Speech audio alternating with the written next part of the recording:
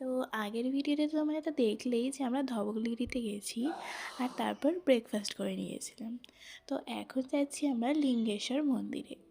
লিঙ্গেশ্বর মন্দিরে সেদিন ভীষণ ভিড় ছিল, যেহেতু সেদিন বড়দিন ছিল তাই জন্য আমরা সেখানে ঠাকুর দেখতে পাইনি।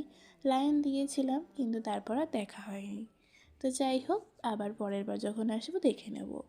তো দুপুরবেলা হয়ে যেতেই আমরা চলে গেছিলাম হাইওয়ের ধারে একটা রেস্টুরেন্টে, যেটার নাম ছিল কুসুম রেস্টুরেন্ট।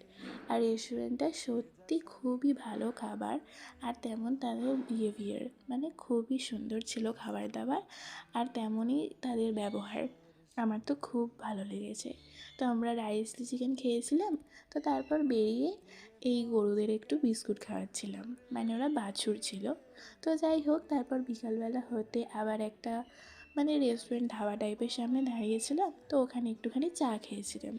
তারপর একটু শেরে পাঞ্জাবের ওখানে দাঁড়ালাম। তারপর ফাইনালি আমরা বাড়ির রাস্তায় চলে এসেছি। তো আর্সেনালটা তোমাদের একবার দেখিয়ে দিলাম।